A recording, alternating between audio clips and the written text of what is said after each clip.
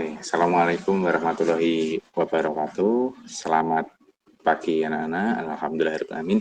Hari ini kita dapat bertemu kembali dalam keadaan sehat walafiat dalam pembelajaran daring atau online. Nah, hari ini kita akan belajar mengenai tema 1, subtema 1, pembelajaran ke-1 atau pembelajaran pertama di kelas 6 kita hari ini.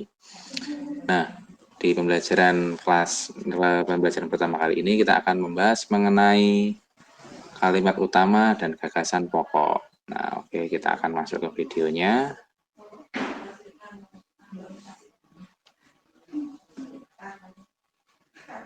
Oke, nah kita masuk ke kalimat utama dan gagasan pokok. Nah, ada dua jenis, yaitu kalimat utama dan gagasan pokok yang akan kita bahas. Di sini saya jadi punya satu contoh kalimat, yaitu ini. Indonesia memiliki kekayaan alam yang sangat melimpah. Kekayaan alam tersebut terdiri dari kekayaan alam yang bersumber dari darat, laut, dan dari dalam perut bumi. Kekayaan alam yang bersumber dari darat, contohnya hasil hutan. Nah, di kalimat ini ada kalimat utamanya. Letaknya di mana? Yaitu ini. Kalimat utama itu adalah kalimat yang mengandung inti dari paragraf tersebut. Nah, intinya ada di sini, di depan nih. Kalimat utamanya adalah Indonesia memiliki kekayaan alam yang sangat melimpah. Nah, itu termasuk kalimat utama sebagai inti dari paragraf yang sedang dibicarakan. Lalu yang dimaksud gagasan pokoknya apa? Yang mana? Nah, gagasan pokok hampir sama dengan kalimat utama, tapi lebih singkat karena gagasan pokok adalah inti dari kalimat utama tadi. Intinya adalah kekayaan alam Indonesia sangat melimpah. Nah, ini adalah gagasan pokoknya. Jadi dari kalimat utama tadi kita ambil sedikit intinya, yaitu kekayaan alam Indonesia sangat melimpah dari kalimat. Nah, di sini kalimat utama juga ada macam-macam. Ada yang letaknya di awal kalimat atau awal paragraf, di akhir paragraf, atau juga ada yang di depan dan belakang paragraf. Nah, akan kita bahas berikut ini. Nah, kalimat yang tadi atau paragraf yang tadi, kalimat utamanya di depan. Nah, semua paragraf yang kalimat utamanya di depan namanya adalah paragraf deduktif. Ingat, kalau awalnya D adalah kalimat deduktif. Nah, lalu ada lagi kalimat utama di belakang. Contohnya ini, masakan ini terbuat dari nangka yang masih muda, diolah dengan bahan rempah yang khas, kemudian ditambah santan supaya lebih nikmat. Itulah gudeg, salah satu makanan khas Yogyakarta. Nah, kalimat utamanya ada di belakang. Itulah gudeg, salah satu makanan khas Yogyakarta. Berarti kalimat ini termasuk paragraf induktif karena ada di belakang. Kalimat utamanya ada di belakang. Lalu ada lagi satu lagi. Nah, yang ini campuran. Jadi kalimat utamanya ada dua, ada yang di depan, ada yang di belakang, tapi dalam satu paragraf. Contohnya ini, manfaat jeruk nipis ternyata sangat banyak. Bisa digunakan untuk obat batuk alami, selain itu juga bisa menjadi minuman. Jadi ternyata banyak sekali manfaat jeruk nipis untuk manusia. Nah, yang dibahas sama-sama manfaat jeruk nipis, itulah kalimat utamanya. Ada di depan dan belakang. Namanya adalah kalimat campuran atau paragraf campuran. Nah, jadi sudah jelas di sini ada 3 jenis, yaitu yang pertama deduktif, induktif, dan campuran berdasarkan letak kalimat utamanya.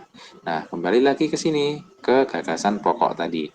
Gagasan pokok adalah inti dari kalimat utama, jadi lebih singkat.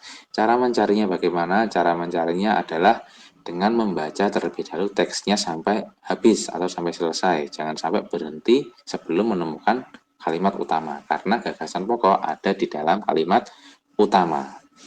Nah, lanjut kita ke materi selanjutnya adalah mengenai perkembangbiakan tumbuhan. Nah, perkembangbiakan tumbuhan di sini ada dua jenis, generatif dan vegetatif. Namun di kesempatan kali ini kita hanya akan membahas mengenai yang generatif. Nah, perkembangbiakan generatif itu ingat kata kuncinya adalah gen. Gen itu adalah turunan. Jadi perkembangbiakan generatif itu perkembangbiakan berdasarkan keturunan. Jadi menurun ke sifat ayah ibunya. Oke, kita langsung masuk ke pembahasan. Nah, Perkembangbiakan generatif adalah perkembangbiakan tumbuhan secara perkawinan. Jadi syaratnya di sini adalah tumbuhan jantan dan tumbuhan betina. Tumbuhan yang berkembang biak dengan cara ini adalah tumbuhan yang berbiji. Contohnya adalah salak, jeruk, nangka, durian, jambu, mangga juga bisa. Nah, itu adalah perkembangbiakan secara generatif. Nah, lanjut.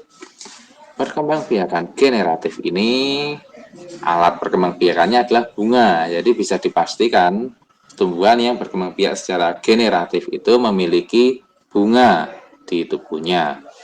Nah, biji dihasilkan setelah terjadi penyerbukan pada bunga. Apa itu penyerbukan? Penyerbukan itu adalah proses perkawinan atau peristiwa jatuhnya serbuk sari pada putih. Nih, Pak jadi kasih contoh. Serbuk sari itu menempel pada kepala sari dan benang sari di sini. Di sini ada serbuknya, seperti tepung atau seperti bedak.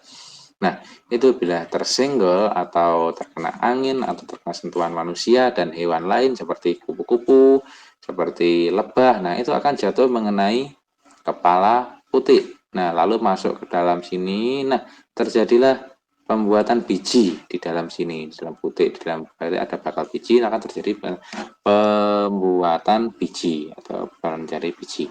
Nah, untuk lebih jelasnya kita akan simak video berikut ini. Nah, kita akan masuk ke video sebentar. Nah, set. Nah, ini dia. Nah, jenis penyerbukan itu yang pertama ada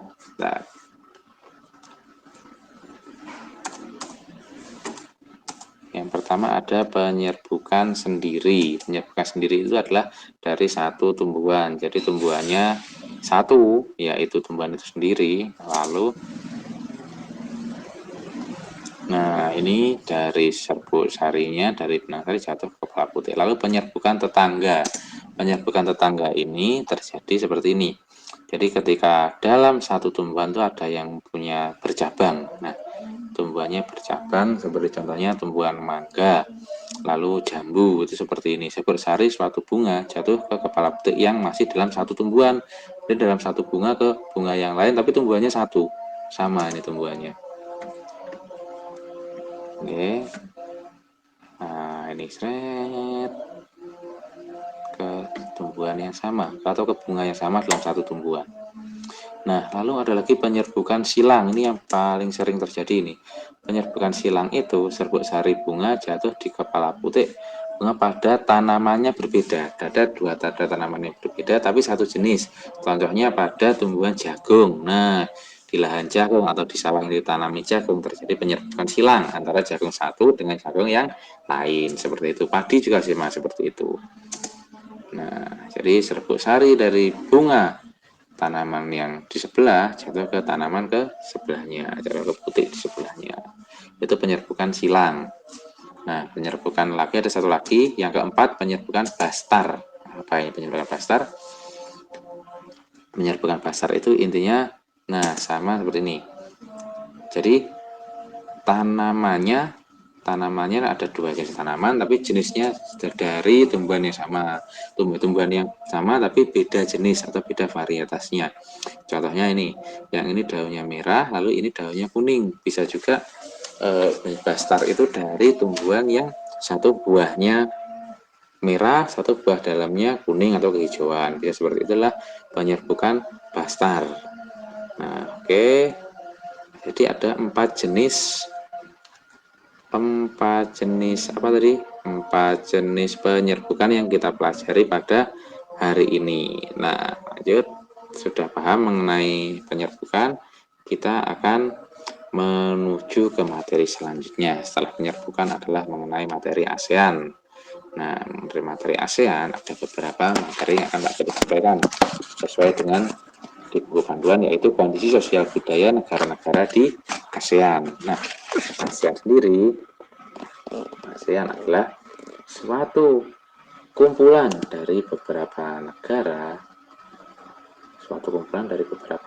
yang ada di satu wilayah. Wilayah mana? Yaitu wilayah ASEAN. Nah, ini Pak Jadi buka.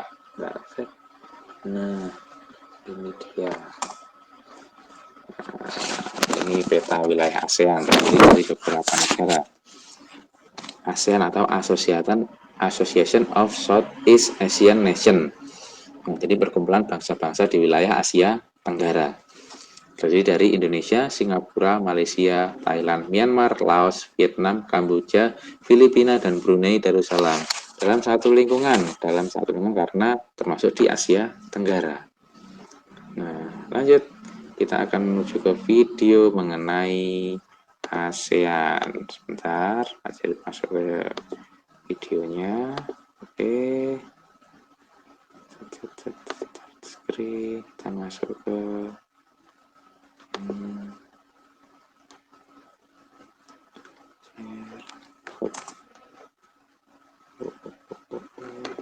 Oke, videonya nggak jadi cari dulu di sini. Nah, ini dia.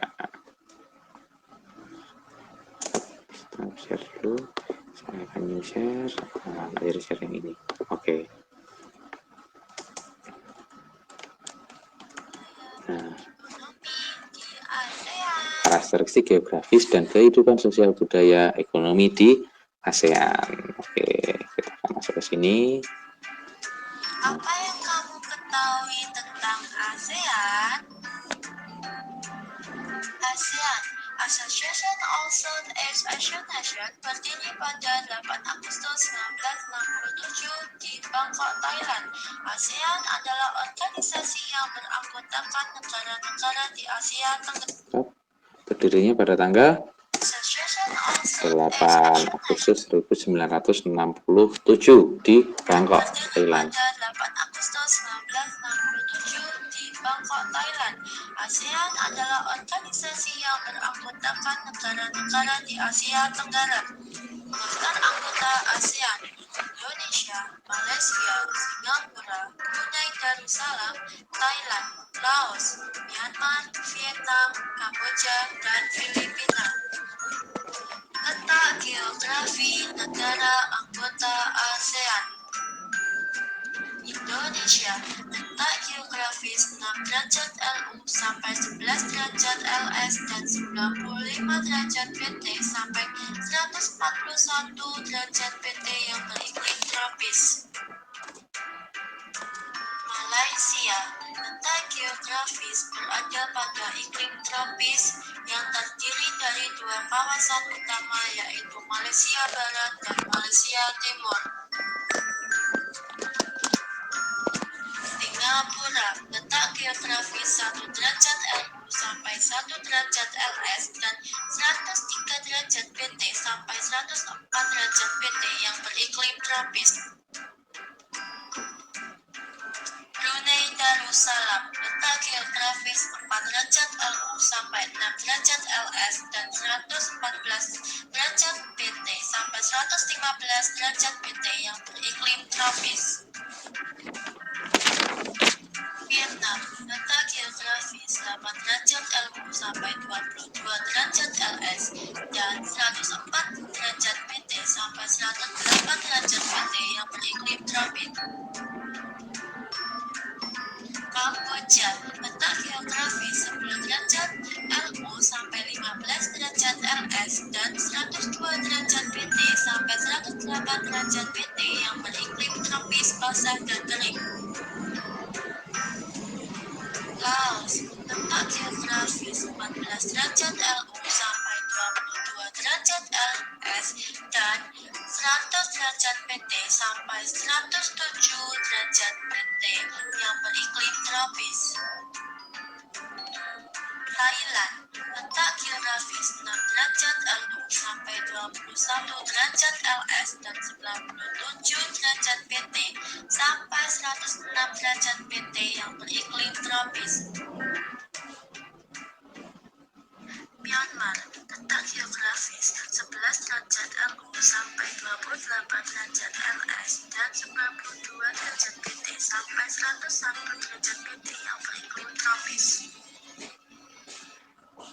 Filipina, letak geografis 5 derajat LU sampai 21 derajat LS dan 117 derajat PT sampai 121 tropis basah. Kehidupan sosial budaya di ASEAN. Suku yang ada di ASEAN. Suku Laoyao dan Tai di Laos dan Thailand. Suku Semang dan Sakai di Malaysia. Suku Kamen di Kamboja. Suku Vietnam di Vietnam. Suku bangsa Jawa Bali di Indonesia. Suku bangsa Cina India. Kehidupan sosial budaya di ASEAN. Ras yang ada di ASEAN. Ras Negroid yang menempati semenanjung Karimun dan Filipina. Ras Mongoloid yang menempati di Indonesia, Malaysia, dan Filipina. Apa kegiatan ekonomi penduduk di ASEAN? Mata pencaharian penduduk di ASEAN. Sebagian besar penduduk di kawasan Asia Tenggara bermata pencaharian sebagai petani kecuali Singapura. Sebagian besar penduduk Singapura bekerja dalam bidang industri dan perdagangan. Nah, jadi sebagian besar penduduk kawasan Asia Tenggara bermata pencarian sebagai petani karena memang banyak wilayah di ASEAN atau di Asia Tenggara itu yang beriklim tropis, cocok untuk bercocok tanam karena setiap tahun atau setiap hari kita bertemu dengan matahari. Jadi setiap hari kita mendapat sinar matahari. Stop share. Nah, oke. Nah, demikian tadi adalah beberapa penjelasan mengenai materi yang kita pelajari hari ini di tema 1, subtema 1 pembelajaran ke-1, yaitu dari kalimat utama, gagasan pokok, lalu perkembangbiakan secara generatif dan kondisi sosial budaya di ASEAN. Oke, mungkin cukup itu dulu yang akan Pak Jadi sampaikan pada hari ini. Nah, selamat melanjutkan belajar di rumah. Apabila yang Pak Jadi sampaikan pada hari ini ada kekurangan, bisa dilengkapi dengan mencari di sumber-sumber yang lain. Silahkan manfaatkan kesempatan daring ini dengan sebaik-baiknya, bisa mencari sumber di internet, dari Google, dari YouTube, ataupun dari sumber-sumber yang lain, sebanyak-banyaknya. Oke, selamat melanjutkan belajar di rumah, tetap jaga kesehatan, dan jangan lupa pakai masker dimanapun. Oke, sekian, semoga bermanfaat bagi semuanya. Saya akhiri, wassalamualaikum warahmatullahi wabarakatuh.